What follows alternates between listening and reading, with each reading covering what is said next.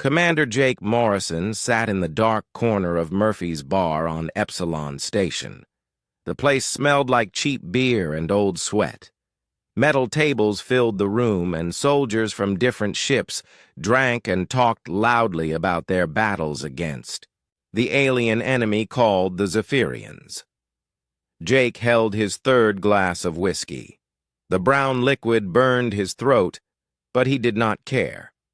The war had been going on for 5 years now. Every month brought new reports of dead friends and lost battles. The Alliance was winning, they said, but Jake had seen too many body bags to believe that. The bar was full of veterans, men and women, who had fought on distant planets and in the cold darkness of space. Their faces showed the marks of war, scars, missing fingers, eyes that had seen too much death. They wore their wounds like medals, proof that they had survived when others had not. Captain Rick Barnes sat at the center table, telling another story about his heroic actions on some forgotten world. Barnes was a big man with arms like tree trunks and a voice that could wake the dead. Long scars ran across his face from a Zephyrian blade. He liked to show them off to anyone who would look. "So there I was," Barnes said, waving his beer bottle in the air. 50 of those bug-eyed monsters coming right at me. My rifle was empty, my squad was dead, and all I had left was this knife. He pulled out a combat blade and slammed it on the table. Took down 20 of them before backup arrived. The other soldiers nodded and made impressed sounds. Jake had heard this story before, with different numbers each time. Last week, it was 30 aliens. The week before, it was 40. Barnes added 10 more enemies every time he told it. That was when she walked in. The woman was small, maybe 5 feet tall if she stood straight. She had red hair tied back in a military style and wore a clean uniform with lieutenant bars on her shoulders. Her face was young, like she belonged in school, not in a war zone. She looked around the room with calm green eyes that seemed to take in everything. The talking stopped.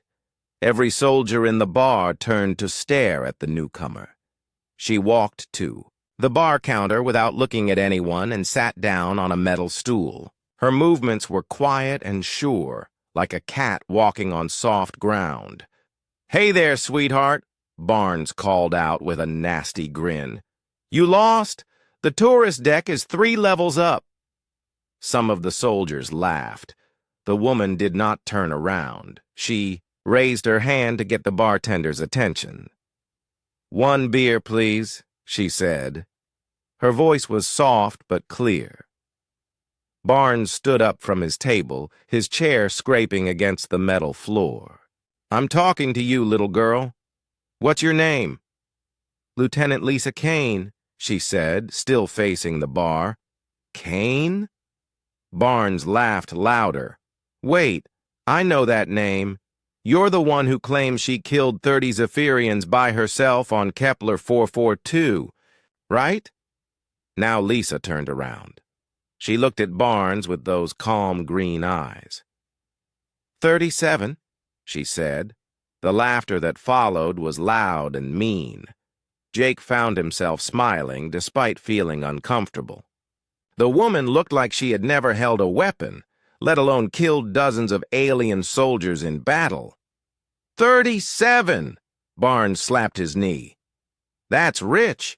And I suppose you did it all with your bare hands?" "Plasma rifle, mostly," Lisa said, taking a sip of her beer. "Some knife work when I ran out of power cells." More laughter filled the room. Someone at the back called out, "What's next? Did you single-handedly capture their home planet?" Lisa did not get angry. She did not shout or defend herself. She just sat there, drinking her beer like nothing was happening. Jake studied her face, looking for signs of fear or embarrassment. Instead, he saw something that made his skin crawl.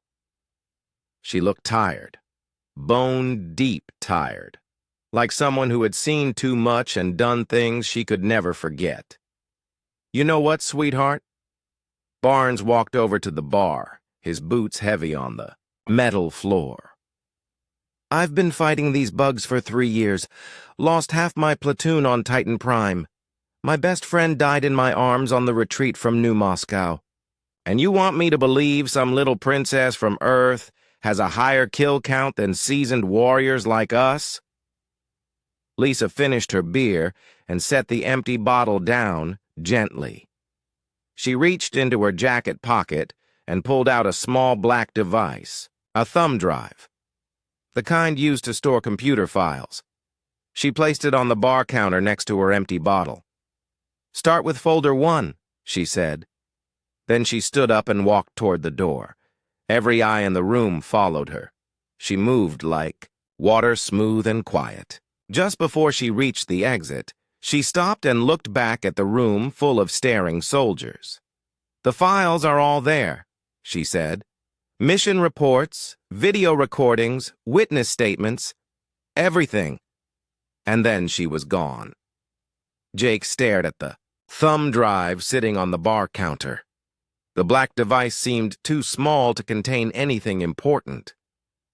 Around him, the other soldiers started talking again, making jokes about the strange woman and her wild claims.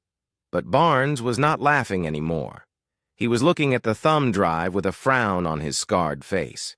"Probably just propaganda videos," someone said. "Maybe pictures of her cat," another soldier added, causing fresh laughter. Jake stood up and walked to the bar. His legs felt unsteady, though he was not sure if it was from the whiskey or something else. He picked up the thumb drive and turned it over in his hand. It was warm from being in Lisa's pocket. "Going to check out her fairy tales?" Barnes asked.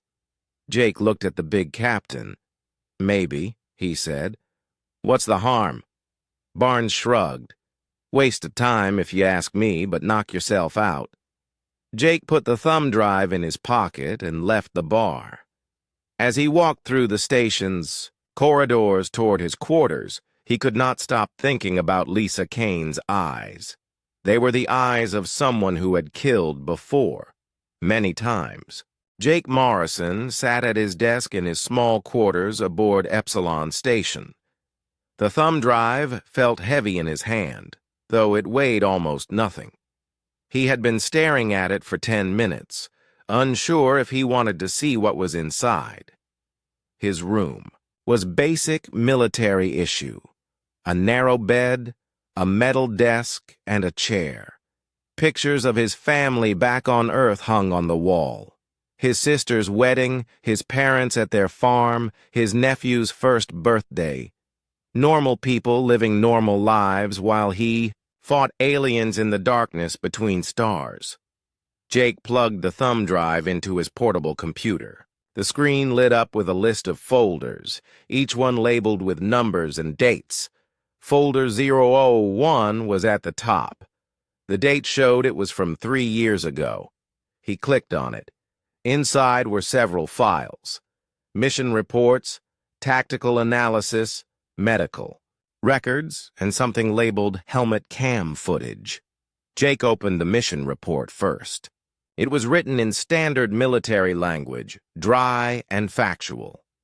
The mission was on a planet called Titan's Rest, a mining world on the edge of Alliance space. A small Zephyrian scouting force had been detected near the main mining facility. Command sent a squad of 8 Marines to investigate and eliminate the threat. Squad leader was Sergeant Bob Wright, a veteran with 12 years of service. The report listed the other Marines by name and rank. At the bottom of the list was Private Lisa Kane, age 19, fresh out of basic training. It was her first real combat mission. Jake frowned. Lisa had been just a private 3 years ago. The woman in the bar had been wearing lieutenant bars. That was a fast promotion, even during wartime. He opened the helmet cam footage file. The Video started with 8 Marines in full combat gear walking through a rocky landscape. Red dust covered everything, and the sky was the color of rust. Jake could hear their breathing through the communication system and the crunch of their boots on gravel. "Contact in 2 clicks," Sergeant Wright's voice came through clearly. "Stay sharp, people. Intelligence says it's just a patrol, but these bugs are tricky." The squad moved in standard formation. Jake had done this kind of mission dozens of times. Approach the target, assess the threat, engage if necessary, simple and routine. Then everything went wrong. The Zephyrians had set a trap. As the Marines entered a narrow canyon, alien soldiers appeared on the rocks above them. Green plasma bolts rained down like deadly rain. 6 Marines died in the first 10 seconds, their bodies falling to the ground in clouds of red dust. Only 2 survived the initial attack: Sergeant Wright and Private Kane. Wright was hit in the leg and could barely move. He crawled behind a large rock, blood pooling beneath him. "Kane!" he shouted. "We need to fall back." But Kane was not falling back. Jake watched in amazement as the 19-year-old private began to hunt the aliens who had killed her squad. She moved from rock to rock like she had been born in combat. Her rifle fired in short, controlled bursts. Each shot found its target. The Zephyrians were tall, thin creatures with 4 arms and skin like green leather. Their faces were all angles and sharp teeth. They carried advanced plasma weapons and wore armor that could stop most human bullets. But Kane's shots seemed to find the weak spots every time. One alien tried to flank her from the left. Kane spun around and put 3 rounds through its head before it could fire. Another dropped from above, thinking it could surprise her. She rolled to the side and shot it in the chest. The alien fell dead at her feet. How did she know? Jake whispered to himself. It was like Kane could see the future. She moved to new positions just before enemy fire reached her old spot. She seemed to know exactly where each alien would appear before they showed themselves. The battle lasted 20 minutes. When it was over, 12 dead Zephyrians lay scattered around the canyon. Kane walked among them, checking each body to make sure they were really dead. Her movements were calm and professional, like this was just another day at work. She helped Sergeant Wright to his feet and called for medical evacuation. While they waited for pickup, she began going through the alien equipment looking for useful intelligence. "Jesus Christ, Kane," Wright said in the video. His voice was weak from blood loss. "Where did you learn to fight like that?" Kane looked up from the alien weapon she was examining. "I don't know, Sergeant. It just felt natural." The video ended there. Jake sat back in his chair, his hands shaking. He had seen plenty of combat footage before, but nothing like this. Kane had moved through that battle like she was reading from a script. Every decision was perfect. Every shot was exactly where it needed to be. He opened the mission report again and read it more carefully. The official conclusion was that Private Kane had shown exceptional combat instincts and tactical awareness. Her commanding officer recommended her for advanced training and rapid promotion. But there was something else in the report that caught Jake's attention. A note from the medical officer who had examined Kane after the battle. She had no injuries. Not a scratch. 12 aliens had been shooting at her for 20 minutes with advanced weapons, and she had not been hit even once. Jake looked at the list of other folders on the thumb drive. There were dozens of them, spanning 3 years of combat operations. If the first folder was any indication of what the others contained, Lisa Kane was not just a good soldier. She was something else entirely. He opened folder 02. This mission was 6 months after Titan's rest. Kane was now a corporal, assigned to a Special Forces unit tasked with destroying a Zephyrian supply depot on the planet Frost Valley. The mission went wrong when their landing ship was shot down 20 miles from the target. 12 soldiers started the mission. Only 3 made it to the depot. Kane was one of them. The helmet cam footage showed her crawling through snow and ice, moving like a ghost through the Zephyrian patrol routes. She eliminated sentries with her knife, taking them down so quietly that their own guards did not notice they were gone. When she reached the depot, she planted explosives with the precision of an expert demolition specialist. The entire facility went up in a fireball that could be seen from orbit. Jake fast-forwarded through the footage, watching Kane fight her way back to the pickup point. She killed 8 more aliens during the retreat, each death quick and efficient. By the time rescue ships arrived, she was the only member of her team still alive. The mission report praised her innovative tactics and supernatural survival skills. Another promotion followed. Jake opened Folder 03, then Folder 04. Each mission was the same pattern. Impossible odds, dead teammates, and Lisa Kane walking away alive while leaving a trail of enemy bodies behind her. In Folder 007, she held a bridge against 50 Zephyrian assault troops for 6 hours. The video showed bodies piled so high that the aliens had to climb over their dead comrades to reach her position. In Folder 0111, she infiltrated an enemy command ship and assassinated their admiral while the rest of the crew slept. She walked out through the front door disguised as a Zephyrian officer. In Folder 015, she destroyed an entire enemy base by poisoning their water supply. 300 aliens died in their sleep. Jake realized the sun was coming up outside his porthole. He had been reading files all night. His coffee had gone cold hours ago, and his eyes burned from staring at the screen. But he could not stop. Each folder revealed new horrors and new victories. Lisa Kane was not just a soldier. She was a weapon pointed at the heart of the Zephyrian Empire.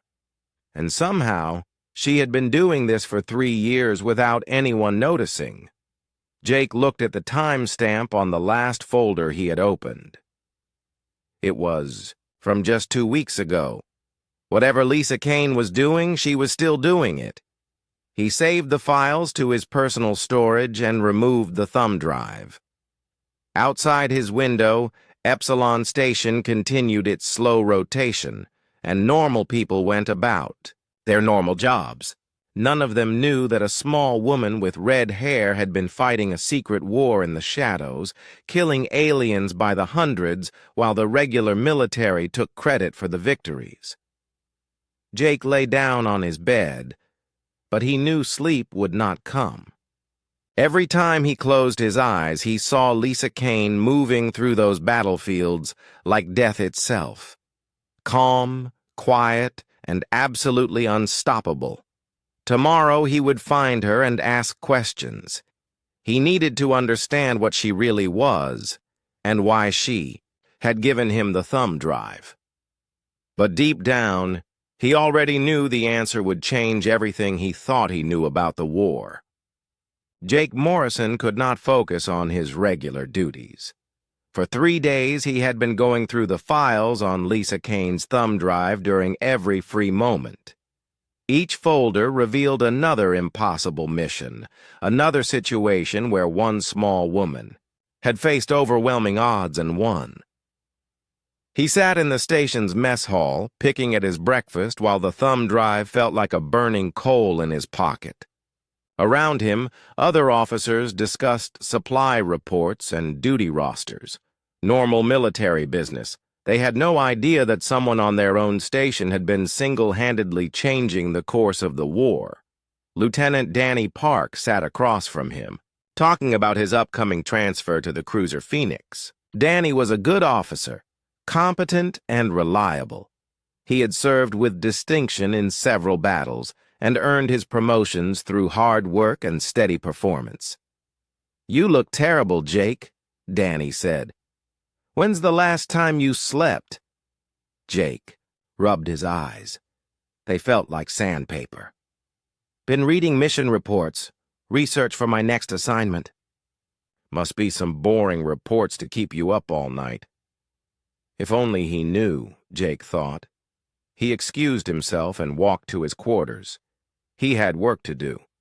Folder 018 contained footage from the Battle of New Detroit.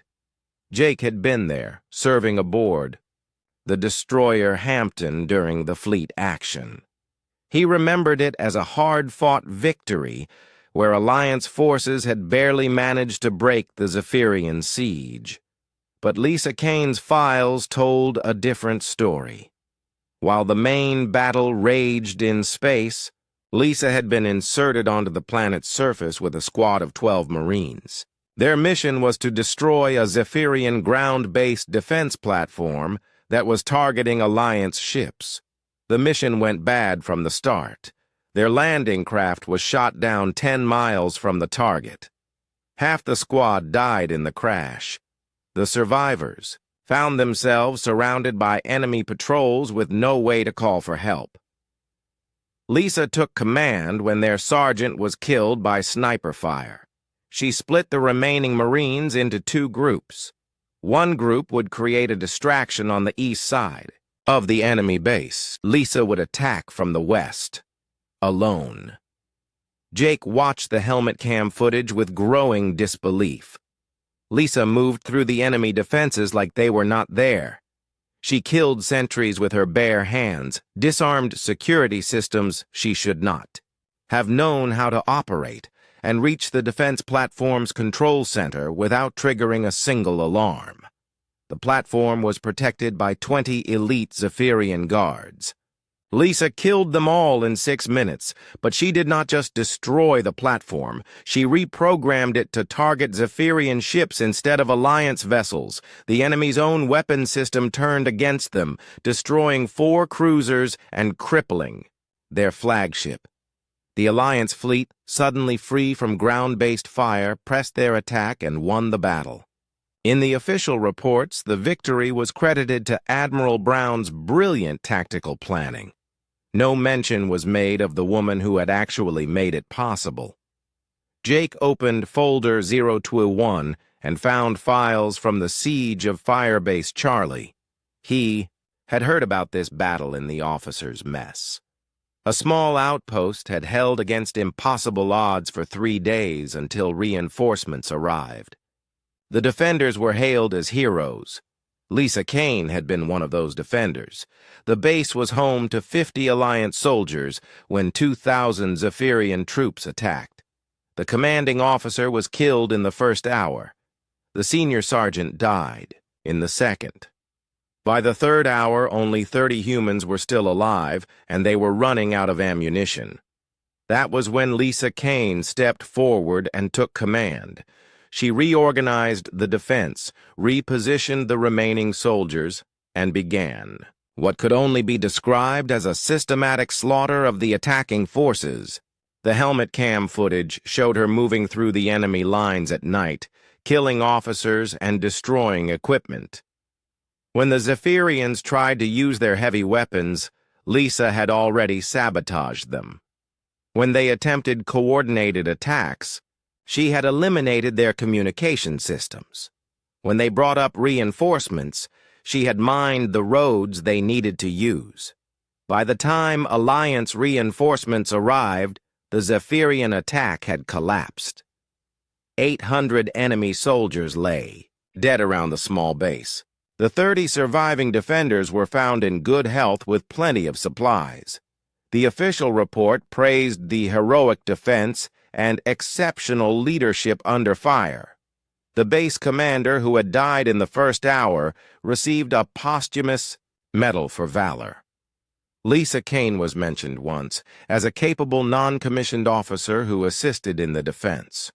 Jake closed the file and stared at his computer screen. How was this possible? How could one person be so effective while remaining invisible to the military command structure? He began looking for patterns in the files. Every mission had certain things in common. Lisa was always assigned to units with experienced officers who outranked her. She was never given official command, even when she was clearly the most capable person present. And when the missions were written up afterward, her contributions were always minimized or ignored entirely. Jake realized it was not an accident. Lisa Kane was deliberately keeping herself in the shadows. She could have demanded recognition, insisted on promotions, made herself famous. Instead, she seemed to prefer being overlooked and underestimated. But why? He opened folder 025 and found something that made his blood freeze. The mission was on the industrial world of Preston's Landing, where a Zephyrian research facility was, developing new weapons. Lisa had been sent with a reconnaissance team to gather intelligence. What she found was a laboratory full of human prisoners. Men, women, and children from captured colonies, all being used as test subjects for alien experiments. The Zephyrians were trying to understand human biology, looking for weaknesses they could exploit. Lisa's team was supposed to observe and report back. Instead, she went in alone. The facility held 200 Zephyrian scientists and guards. Lisa killed them all.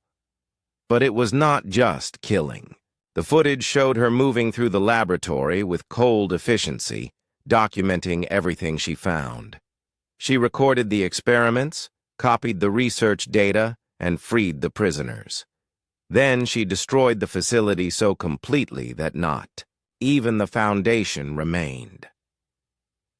43 humans were rescued that day. They returned to Alliance space with horror stories of alien cruelty and torture, but none of them knew the name of the woman who had saved them. In their debriefing reports, they spoke of a masked soldier who had appeared like an angel of death to destroy their captors. Jake found himself thinking about Lisa Kane in the bar 3 nights ago. She had looked tired, bone-deep tired. Now, he understood why. She was fighting a different kind of war than the rest of them. While regular soldiers fought for territory and tactical advantage, Lisa was fighting for something more fundamental. She was fighting for the survival of the human species. He opened more folders and found evidence that Lisa had been operating across the entire war zone. She had sabotaged Zephyrian supply lines, assassinated enemy commanders, and rescued prisoners on dozens of worlds. Her personal kill count was already in the thousands, and that was just the direct kills. The secondary effects of her missions had probably eliminated tens of thousands more enemy soldiers. Jake walked to his porthole and looked out at the stars. Somewhere out there, the war was still going on. Ships were fighting and dying while soldiers like him followed orders and hoped for the best. But Lisa Kane was not hoping. She was acting. He thought about Captain Barnes in the bar, bragging about his 20 kills, or 30 or 40 depending on the day. Barnes was a good soldier, but compared to Lisa Kane, he was playing games. They all were. Jake made a decision. He needed to find Lisa Kane and talk to her. He needed to understand what she was really doing and why she had chosen to share her secrets with him. But first, he had more files to read. Dozens of them.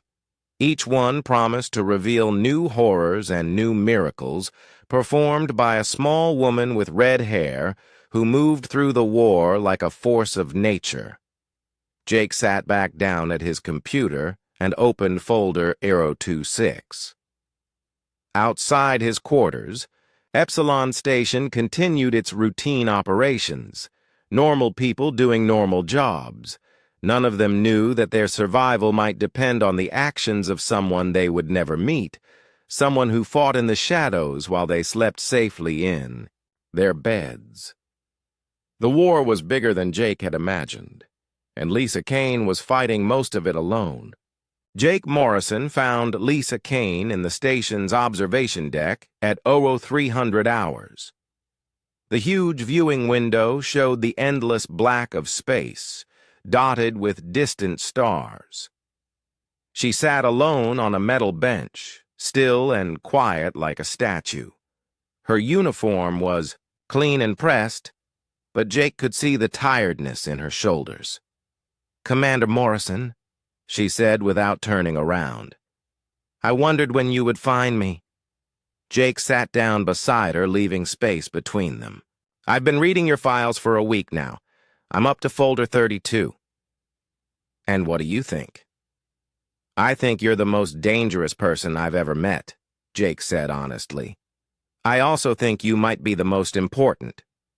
Lisa turned to look at him. Her green eyes were calm, but Jake could see something deeper underneath. Pain, maybe, or regret. "Important is not the word I would use," she said. "Then what word would you use?" Lisa was quiet for a long moment. "Necessary." Jake pulled out his portable computer and showed her folder 32. "This mission report, the raid on Blackwater Station. You didn't just kill General Corvain. You copied his entire strategic database before you eliminated him." "Yes." "The intelligence from that raid was used to plan the liberation of Europa Station. Admiral Davis received a medal for the brilliant strategy that won that battle. But it was your intelligence that made it possible." Lisa nodded. "Admiral Davis is a good officer. He used the information well." Jake opened another file. "The Battle of Wolf 359. Another Alliance victory credited to superior tactics and brave leadership. But according to your files, you spent 3 weeks before the battle, sabotaging Zephyrian supply lines and eliminating their forward scouts. By the time the main battle started, the enemy was already crippled. The Alliance fleet still had to fight well to win. But they won because you had already done half the work." Jake turned to face her directly. "How many battles have you influenced? Like this? How many victories have been built on your preparations?" Lisa stood up and walked to the viewing window. She placed her hand against the transparent metal, fingers spread wide. "The war is not about individual glory, Commander. It's about survival, human survival." Jake joined her at the window. "I'm not talking about glory. I'm talking about recognition, understanding. The command staff has no idea what you've been doing. They're making strategic decisions without knowing that their greatest asset is a lieutenant they've never heard of. They know about me." "No, they don't. I've checked the personnel files. Your official record shows competent performance and steady advancement. Nothing exceptional, nothing that would suggest you're winning the war single-handedly." Lisa smiled, but there was no humor in it. "Exactly." Jake stared at her. "You're doing this on purpose. You're hiding your achievements. I'm doing what needs to be done. But why? You could have any rank you wanted, any assignment, any command. Instead, you're working in the shadows while other people take credit for your victories." Lisa turned away from the window and sat back down on the bench. "Tell me something, Commander. What would happen if the Alliance command staff knew the truth about my capabilities?" Jake opened his mouth to answer, then stopped. He thought about it carefully. "They would promote you," he said finally. "Give you a staff position, maybe your own command. And then you would be sitting in briefing rooms instead of fighting. You would be planning operations instead of executing them. You would be managing other officers instead of killing aliens." "Exactly." Lisa's voice was soft but firm. "The moment I become officially important, I become officially useless. Important people sit behind desks and make decisions. They don't crawl through enemy lines with a knife between their teeth. Jake sat down beside her again. But you could do so much more with proper support, resources, information, a team of specialists working under your command. I have all the support I need, Lisa said. The regular military does an excellent job of keeping the enemy busy while I do my real work. Why would I want to change that? Jake pulled up another file on his computer. Folder 28, the destruction of the Zephyrian fuel depot on Ganymede 7. You didn't just blow it up. You studied their fuel distribution network for months beforehand. When that depot was destroyed, it caused shortages across 6 different star systems. Fuel is the lifeblood of any military force. But how did you know which depot to target? How did you map their entire supply network? Lisa was quiet for a moment. I listen, I watch, I ask questions. Most people ignore junior officers, especially small women who speak softly. They say things in front of me that they would never say in front of a general. Jake scrolled through more files. You've been building an intelligence network, haven't you? Contacts throughout the war zone. Sources of information that no one else knows about. Information is another kind of weapon. Show me. Jake handed her the computer. Show me how you do it. Lisa took the device and opened a file Jake had not seen before. It was labeled Network Analysis and contained hundreds of names, locations, and connection points. Zephyrian officers, human sympathizers, merchants who traded with both sides, even alien prisoners who had been turned. This is Lieutenant Colonel Amy Stone, Lisa said, pointing to one entry. She commands the supply depot on Titan Station. She also has a gambling problem and owes money to some very unpleasant people. When I need information about Zephyrian shipping schedules, I pay off her debts in exchange for access to the depot's computer systems. She pointed to another entry. Captain Ben Hayes runs prisoner exchanges on the neutral world of Kepler Prime. He thinks he's just doing humanitarian work. But I use the meetings to plant tracking devices on returning Zephyrian personnel. The list went on and on. Hundreds of people, most of them unaware they were part of Lisa's network. Each one providing small pieces of information that she combined into a complete picture of enemy operations. This is incredible, Jake whispered. You've built your own intelligence service. I've built a weapon, Lisa corrected. Information is only useful if you can act on it. Jake scrolled through more entries and found something that made him stop. His own name was in the database, along with detailed notes about his service record, his personality profile, and his likely reactions to different situations. You've been watching me, he said. I've been watching everyone. You were selected specifically, Commander. Selected for what? Lisa took back the computer and closed the file. You ask the right questions. You think about problems instead of just following orders, and you're not satisfied with simple answers. That doesn't explain why you gave me the thumb drive, doesn't it? Lisa stood up again. The war is changing, Commander. The Zephyrians are getting desperate. Desperate enemies do unpredictable things. Soon, the regular military approach won't be enough. The Alliance will need to understand that this conflict requires different methods. Jake felt a chill run down his spine. What are you not telling me? Lisa walked toward the exit, then paused, and looked back. Keep reading the files, Commander, all of them.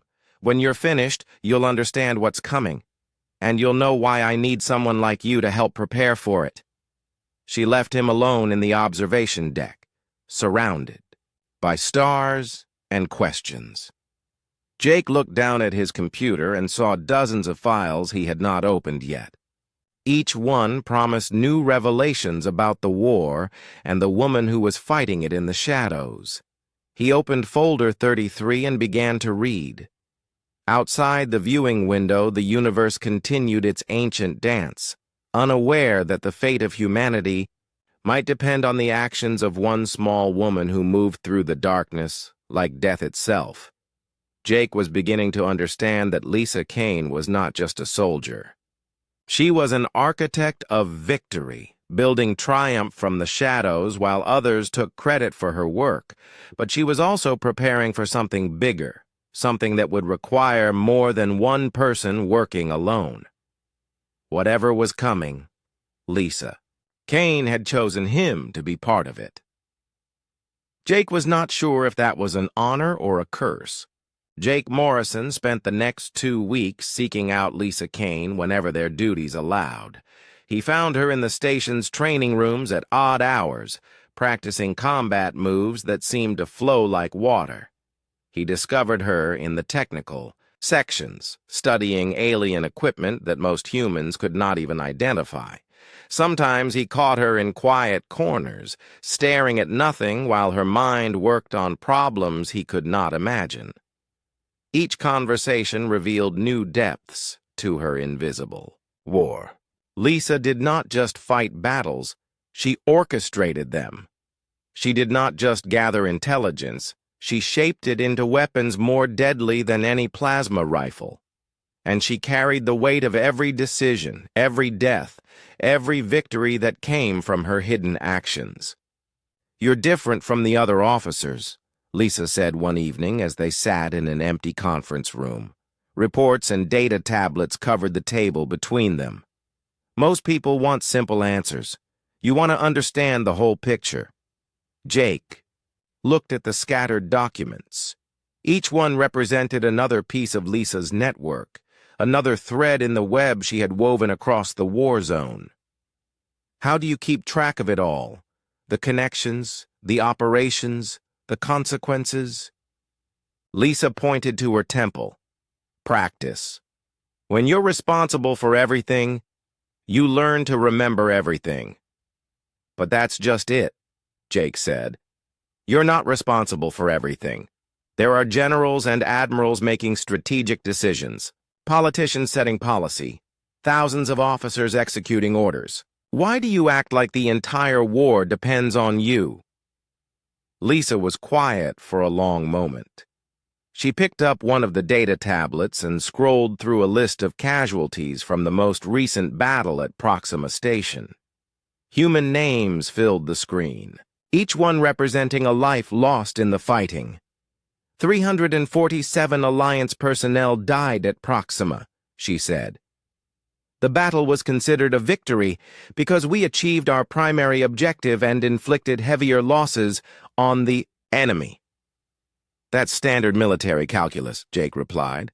"Acceptable losses in pursuit of strategic goals." 58 of those deaths could have been prevented, Lisa continued. "I had intelligence about a Zephyrian ambush position that I could not get to the right people in time.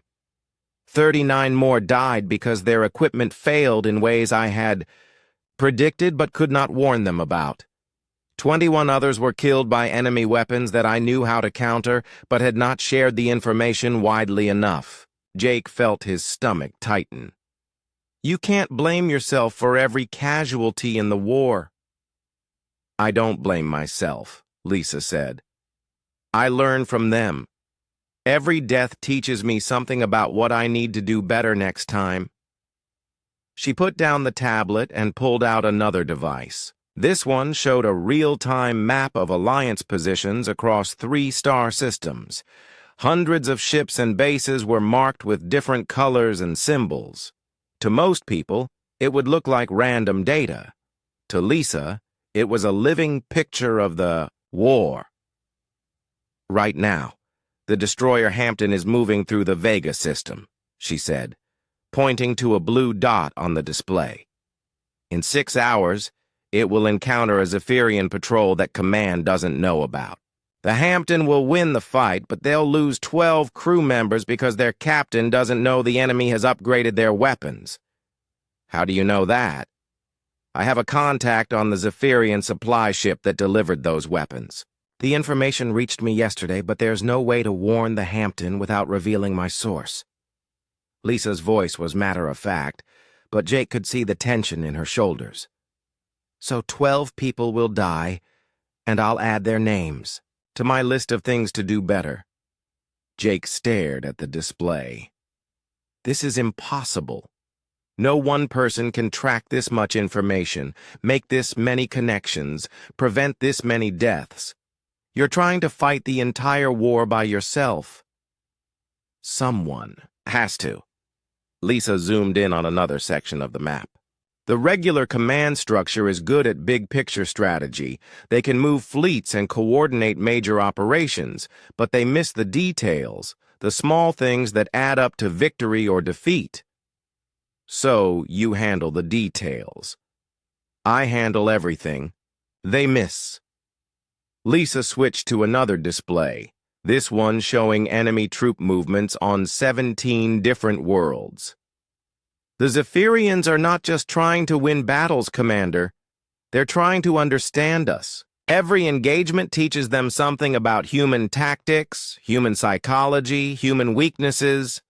They're learning how to beat us. Jake felt a chill. And you're learning how to beat them. I'm trying to stay ahead of them. But it's getting harder. Lisa's fingers moved across the screen, highlighting patterns in the enemy movements. Look at this. 6 months ago, Zephyrian units would retreat when they faced superior human forces.